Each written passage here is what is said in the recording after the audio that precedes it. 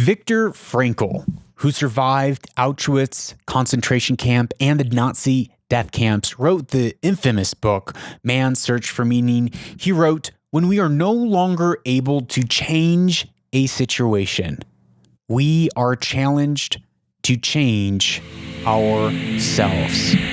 Hey, it's Lucas Skrobot, and you're listening to the Lucas Skrobot Show, where we uncover purpose, pursue truth, and own the future.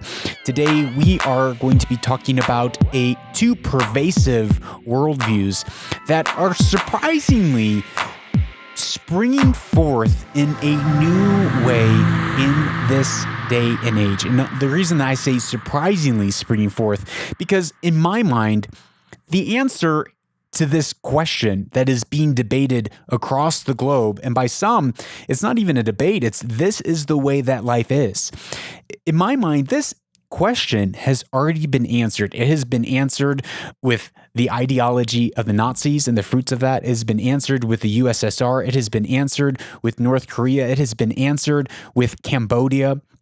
It has been answered with the death of 110 plus million lives who have lost their lives to this ideology and the core root of this ideology. What am I speaking of? Well, of course, it's socialism, it's communism, it's Marxism, but the root at the core of this ideology that is resurfacing today is this idea of determinism, is this idea that you and I do not have agency, do not have free will, do not have the ability to take action in and on our life to create a better future. And that is what we talk about here on the show. We talk about uncovering our purpose. We talk about knowing and understanding truth so that we can actually go out and create and shape our future.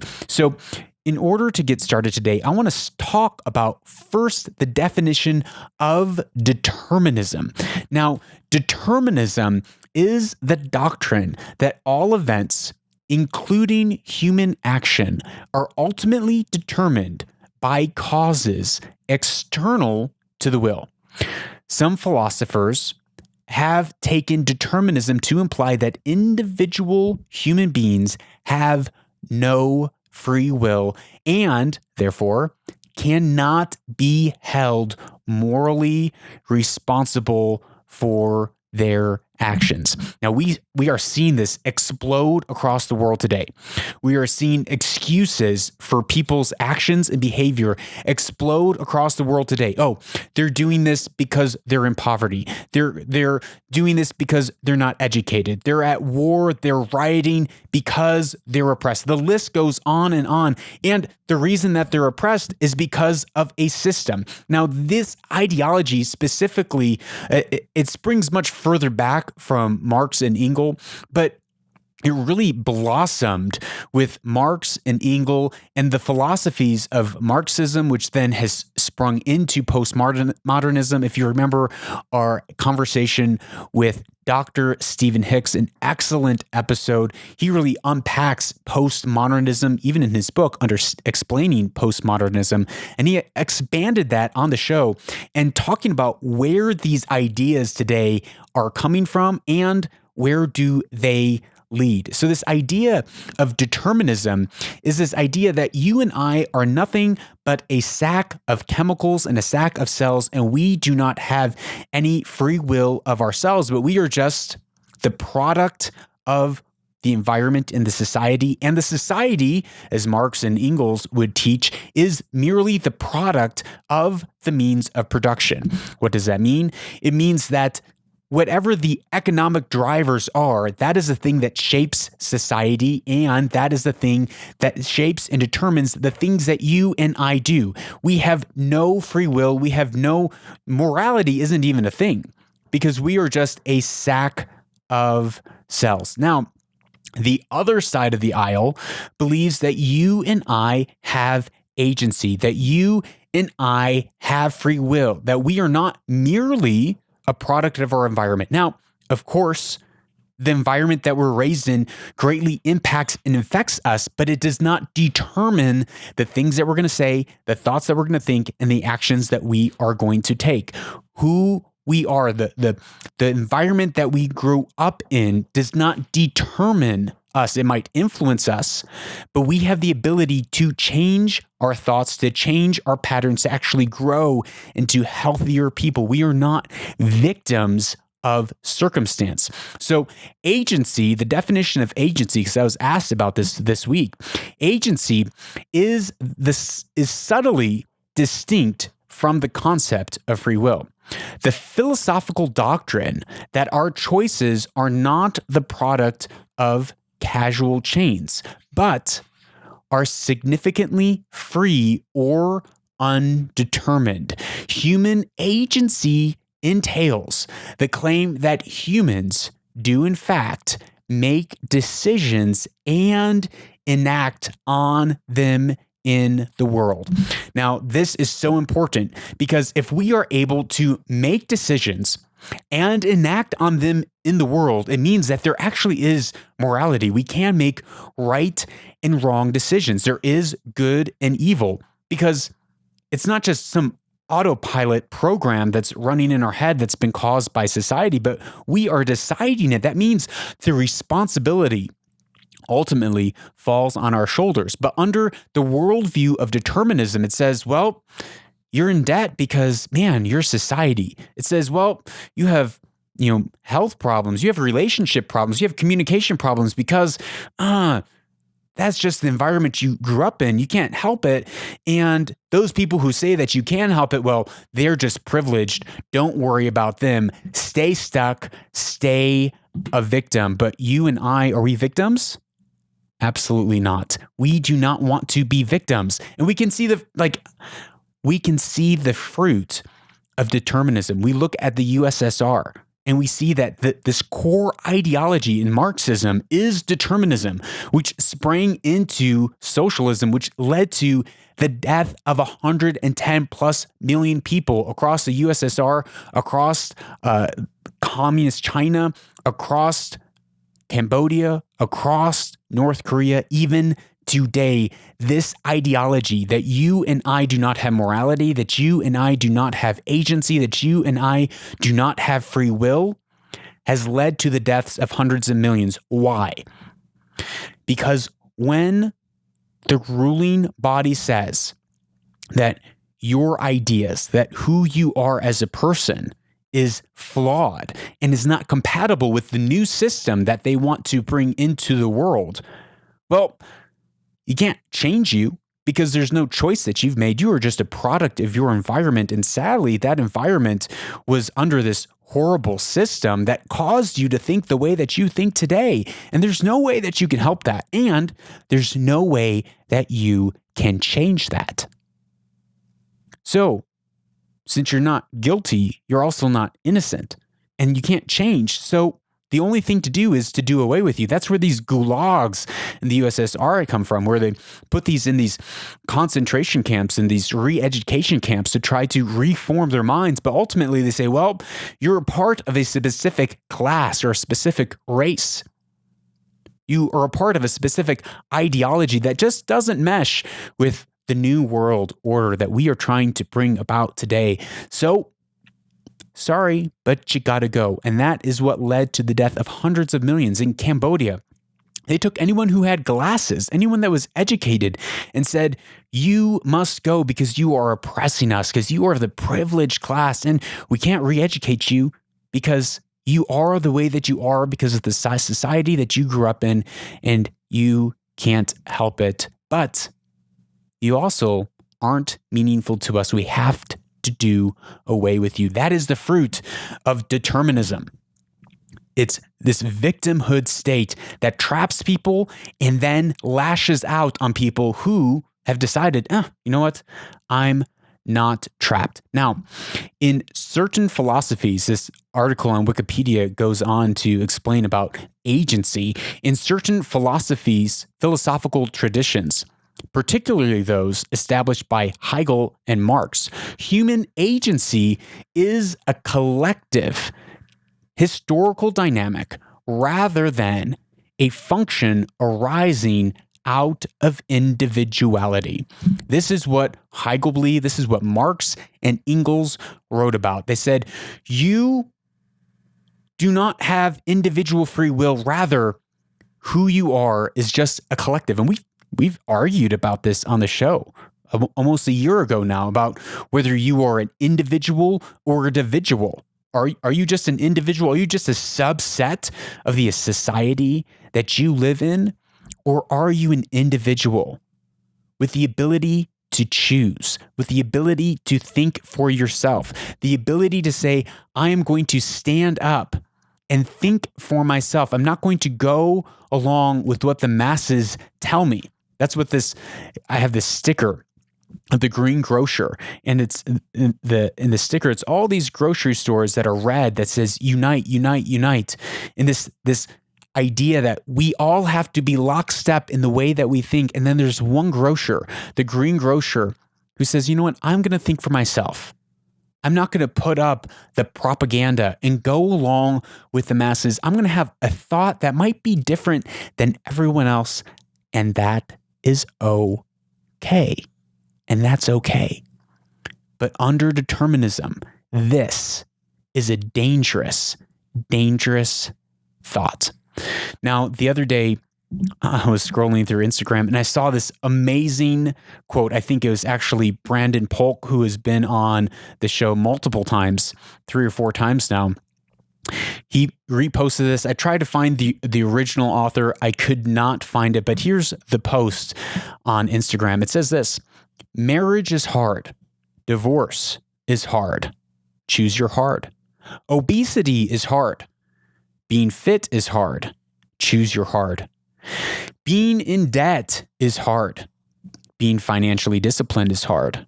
Choose your hard. Communication is hard. Not communicating is hard. Choose your hard. Life will never be easy. It will always be hard, but we can choose our hard. Pick wisely. I read that. I love that quote. My wife even said it to me. She loves that quote. And what I love about it, it's so true. It's like, no matter what we do, life is going to be hard. No matter whether we choose to struggle in a hard marriage and make it work and grow as individuals, or if we choose to run away.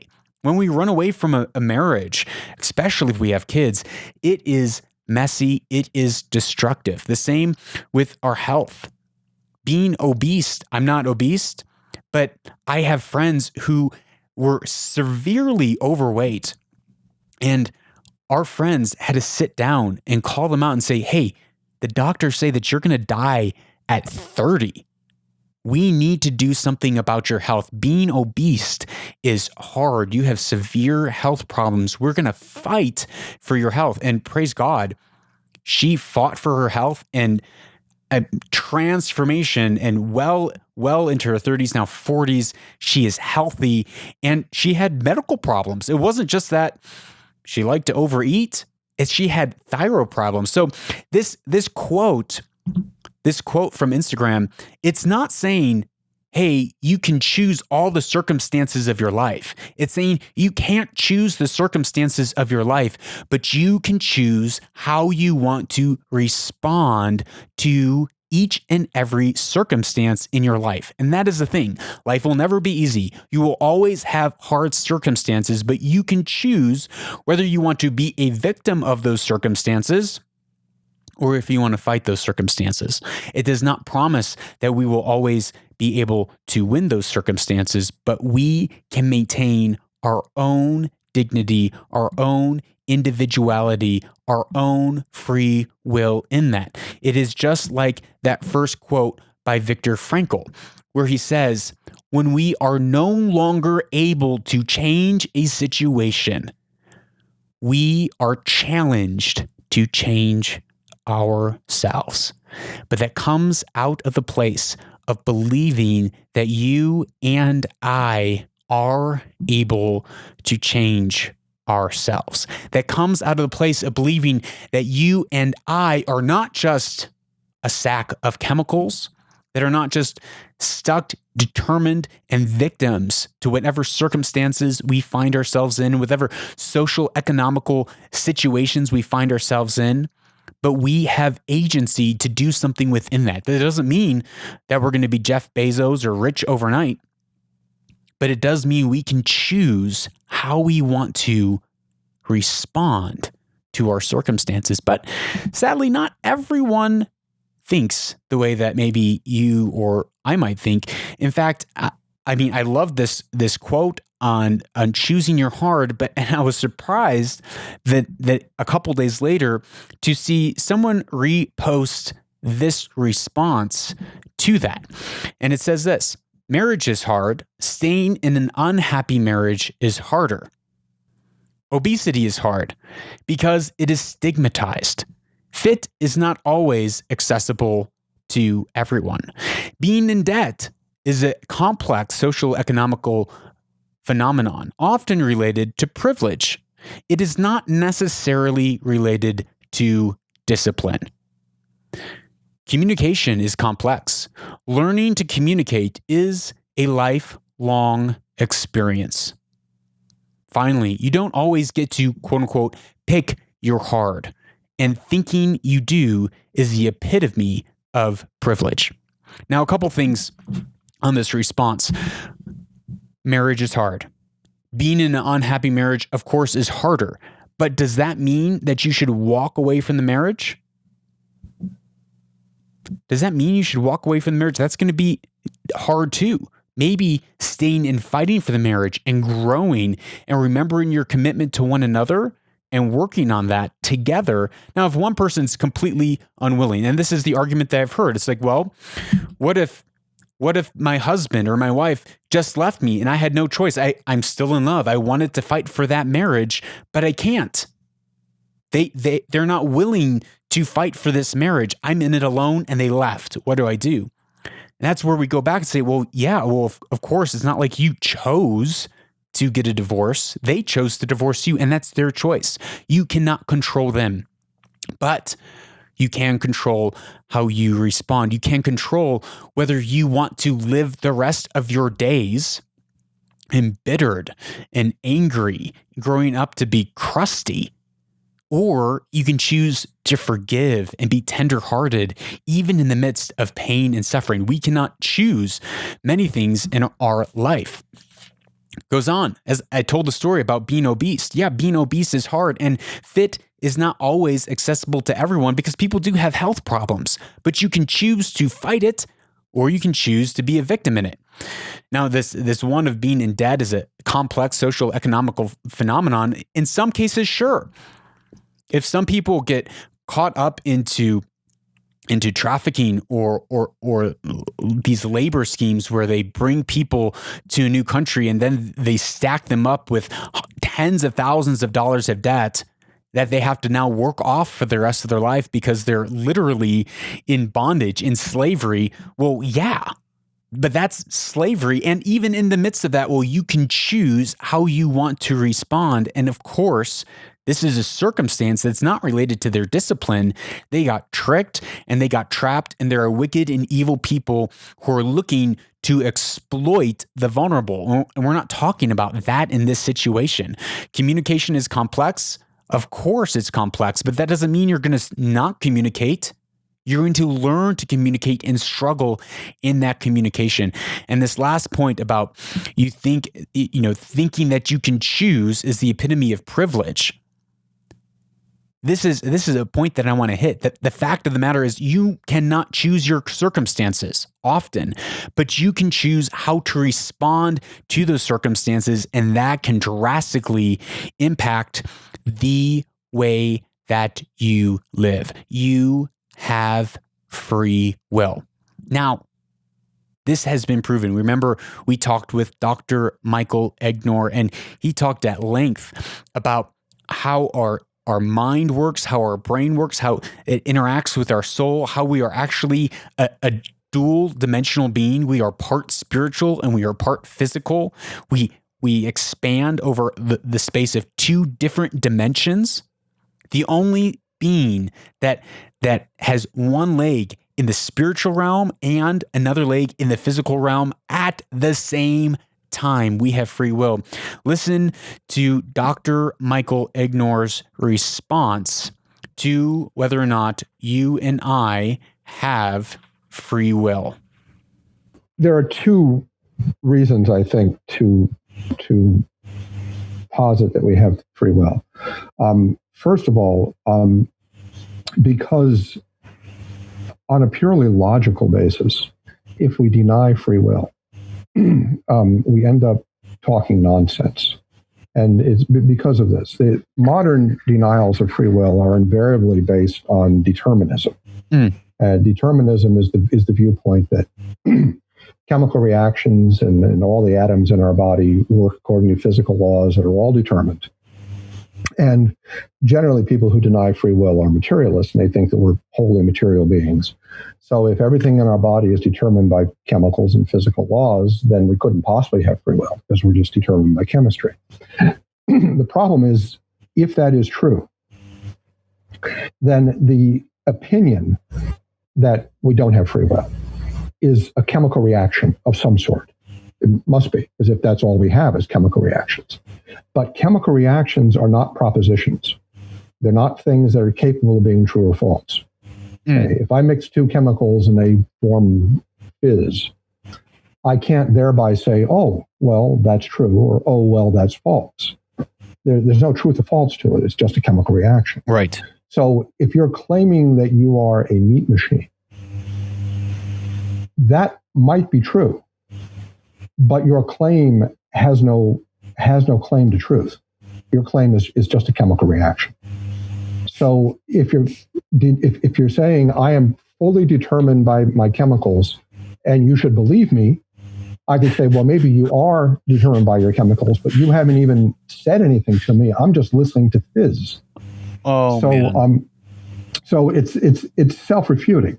Yeah. So it may be true that the materialists are just chemical reactions, so we should ignore them. It may be true that the materials are just a chemical reaction, so we should ignore them. Why? Because, as you said, it's self-refuting. If you believe that you are determined, then you actually haven't determined anything. Because, well, that's your chemical reaction that has determined that you think that way. So how do you know that's actually how you think? How do you know that's actually true? And so Dr. Michael Ignor goes on at quite length in this previous episode where he breaks down how even the mind, it's proven scientifically by neurosurgeons that we have free will and free will. We have the ability to self-control and self-contain our desires, and we have free will. And this is one of the biggest divides that I am seeing right now across modern culture. There's one side of the aisle that is saying we are victims of circumstance. And guess what? We all are victims of circumstance. But what are you and what am I going to do about it? And then there's the other side of the aisle that actually says, no, you have agency. If you apply a few simple principles, you can greatly improve your life. But the first side, the deterministic side of the aisle, says, well, that's privilege. Well, that's capitalism. Well, that's oppression. Well, that's a white man's privilege. That's just a social economical fantasy that you get to live in, but that's not true for the rest of the world. But guess what? It is true for the rest of the world. Capitalism has lifted more people out of poverty than any other economic system in the world ever. But for some reason, determinist people want to say that capitalism is actually just modern slavery, and that you need to decolonize your mind, decolonize your bookshelf, decolonize your life, and realize you are just a individual. You have no individuality. You are just a subset of the environment that you live in. You have no morality. You have no good. You have no evil. You just are, because the society just is. But this trap, this lie of privilege is one of the biggest excuses. And we saw it in this post of how, well, everything that you say, you think that you have choice, thinking that you have free will, that's the epitome of privilege. Well, guess what? If that's the epitome of privilege, then each and every human being that lives on this earth exists in extreme privilege, because we may not have the opportunity to choose our circumstance, but we have the ability to choose our response. Now, another interview that we had a few months ago was with Dr. Stephen Hicks, who I already mentioned in this episode, who wrote the book Explaining Postmodernism. And he broke down not only, as I said, Marxism and socialism, and these enclaves of socialism that's happening not only in America, but across the world today, and the fruits and the effects of that. But he also breaks down how it has led into postmodernism and what it is. One of the things we specifically talked about in this episode with Dr. Stephen Hicks, he talked about privilege, what privilege is and what privilege isn't. And more importantly, he talked about natural advantage. Here is the clip from Dr. Stephen Hicks. Privilege is one of those buzzwords that's being used a lot in the last generation. For the most part, it is an anti-concept. That's to say, it's a concept or a word that's used to destroy or undercut other legitimate concepts. Now, there are privileges, right? Privileges are social advantages granted by some people to others. That's kind of within their discretion. So I don't know. Suppose I belong to a tennis club, and one of the options I have is I can bring a friend who's not a member to play at my tennis club twice a week. Right? So that's a privilege. In that case, the tennis club is granting that to me as part of my membership, right? And so on. But what is illegitimate about the way the concept is often used is that there are lots of advantages and differences between human beings that are not privileges. So, for example, I'm 6 feet tall. When I was a teenager, I loved basketball. And I was really hoping that I would grow up to be about 6'6" so that I could play professional basketball. So someone, though, who is naturally born to grow up to be 6'6", compared to me, who is 6 feet, that person has an advantage. He's 6'6", I am 6 feet, but that's not a privilege. Right? That is a natural advantage in that context that individual has. So what has happened is that, this is an illegitimate move, is that people will take any advantage for any reason and turn that into a privilege, right? The idea then being that any differences between us really are just a matter of some people deciding that other people are going to get advantages with respect to other people. Or the idea might be that, to take another example, some people are wealthier than other people. If wealth just is a privilege, then what that means is that all wealth is just somehow a social granting of an advantage to some people compared to other people. Other people just weren't granted this wealth somehow, and that's meant to undercut or obliterate the idea that some people, when they get their wealth, they earned it by their own efforts, right? So it's an earned value that they have. It's not a privilege that somehow they've been socially magically acquired. So that's a set of issues. So one conceptual clarification will be anytime we're talking about advantages or disadvantages that people have, are those earned advantages, are they natural advantages, or are they in fact privileges that have been granted by some social authorities or not? Now, here's the thing. In this previous post on Instagram, the rebuttal is saying that, well, this is just all privilege. You having a happy marriage, well, that's your privilege. You having a healthy body, well, that's your privilege. Well, no, that's actually a natural advantage. Did you know that people who live by the coast live, I believe, about 10% longer than people who live in landlocked situations? You know that women live longer than men? Are women privileged because they live longer than men? No, they have a natural advantage because they happen to be women. And a man, so I naturally have a disadvantage in my lifespan. But that is not a privilege. That is a natural advantage, something that we do not choose, but I could live my entire life embittered by that. I could live my entire life embittered by that, and people do. So there's a vast difference between natural advantage, which is you're born with it. The firstborn in the family makes 40% more money than the secondborn in the family over the course of their lifetime. And the thirdborn makes less, and the fourthborn makes less, and the fifthborn makes less, all going down. So even within a family unit, there is natural advantage. There's a natural advantage to being born first. And then there are privileges where, as he said, it's a social convention that grants some people privileges and other people, they do not have those same privileges. So if there's me and another person at the same tennis club, and I can bring a guest, but he or she can't, well, that would be a privilege that I have. Now, is that earned? Is it because I'm actually paying more money that I can bring a guest? Or is it an unfair privilege that for some apparent reason, I get to bring an extra guest? Well, the argument goes to follow that's being illegitimately made that many of these people who have wealth, well, that's illegitimately gained. It is just privilege. They just happen to get lucky and happen to make money. When really, most likely, 99.99% of the time, it's because they worked hard, because they stewarded the things that were given to them. And you and I have that same ability. They may have a natural advantage.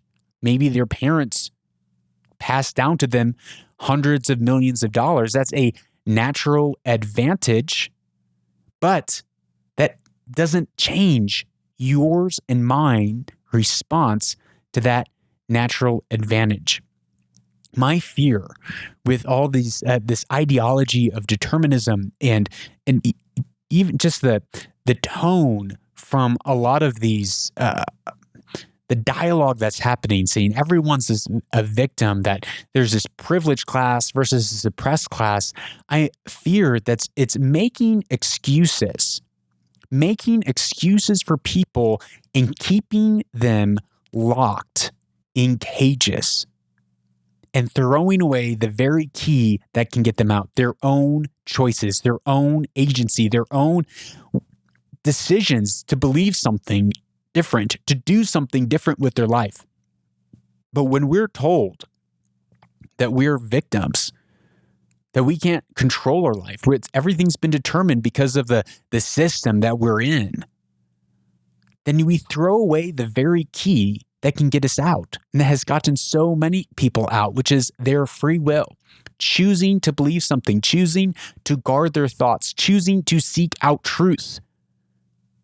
Choosing to seek out truth, even when it's unpopular, even when it costs you something, that is the door to freedom. Truth is the door to freedom. But so many of us would rather live in a lie and make excuses and reasons why we aren't fill in the blank. And that's what scares me. We started off with a quote from Viktor Frankl talking about how we can't choose our circumstances, but we can choose how we respond to those circumstances. Here is a clip of Viktor Frankl, who wrote Man's Search for Meaning, who survived Auschwitz concentration camp, who survived the death camp. Talk about being in a place where you have no control over circumstances. Talking about being a victim, knowing that your family was stripped from you, gassed in the gas chambers, watching men left and right die, having no power, no ability. But he says, in the midst of that, you have free will. You might not be able to change your circumstances, but you can change yourselves. You can control who you are and how you want to respond. Here is Viktor Frankl sharing about how one of the main issues with today's society is that we do not face enough challenges. Most of us have never been in the concentration camp experience, We've never had to go through that horror and tragedy. And so one would think that today it would be easier to find meaning in life. And yet I sense that it's more difficult in a sense today than it was in years past. Do you think that? You're absolutely right. Well, why is that? Because we are living in a society, either in terms of an affluent society or in terms of a welfare state, as we in Austria are living in. Anyway, these types of societies virtually, or at least they are out, virtually to satisfy and gratify each and every human need, except for one need, the most basic and fundamental need operant in man, the need for meaning. Consumer societies even creating needs, but the need for meaning, or as I'm used to referring to it, the will to meaning remains unfulfilled. It's what I'm used to calling recently the unheard cry for meaning. You scarcely will find any reference to what is the most fundamental and basic concern of man. Neither pleasure nor happiness, nor power or prestige, but originally and basically his wish, his desire to find and fulfill a meaning in his life, or for that matter, in each single life situation confronting him. And if there is a meaning to fulfill, if he's aware, if he becomes cognizant of such a meaning, then he's ready to suffer, he's ready to offer sacrifices, he's ready to undergo tension, stress, and so forth without any harm being done to his health. But if there is no meaning available, no meaning in his visual field, then he takes his life. Can you imagine a situation for a human being which is more full of stress than Auschwitz? And virtually all neurotic symptomatology disappeared in Auschwitz. And the degree to which suicide took place in Auschwitz and Dachau was astonishingly, surprisingly low. And on the other hand, in the welfare state of Austria, a teacher showed me a list of questions his students, his pupils, were allowed to ask him, and you know what was top ranking on the list as to the frequency of the questions? Suicide among youngsters of 14 to 15 years of age in a welfare state such as Austria. Suicide. There were virtually no stress or tensions because they are pampered. Nobody allows himself to challenge them. What young people need are ideals and challenges, personal tasks, and to begin with, in the first place, examples, personal examples, but not the coward people who don't venture to confront them with anything because they might become angry because they are challenged. Neither parents nor school teachers are courageous enough to challenge them. Don't arouse tensions. Don't create tensions. Don't put stress on them. See? People are today, they are not over-demanded, they are under-demanded. This is what I mean, Viktor Frankl, I mean, how can you argue with the man who survived Auschwitz concentration camp, death camps, coming out and saying that in the death camps, all neurotic symptoms dissipated, and that there's more suicide in Auschwitz, or there's more suicide in Austria, the social state of Austria, where all the needs are provided for people, in 1979 than in Auschwitz. And we recently talked about here on the show how suicide rates since 2007 has begun to skyrocket across the globe among global youth. Why is that? There's a growing sense of depression, anxiety, suicidal thoughts, suicide. And as these rise, there's one side of the aisle, the determinists, that say, well, we need to provide for these people. These people are depressed and they're suffering social psychological distress. We need to give them a living wage, UBI, universal basic income. And if we just give everyone a universal basic income, then everyone will be happy. When actually, those on the other side who are saying, no, we have free will, we actually, by taking all the pressure off of people, by removing all drive, by removing all pressure from them, we actually take out people's ability to find meaning. And they list and they fall into nihilism and they fall into suicide.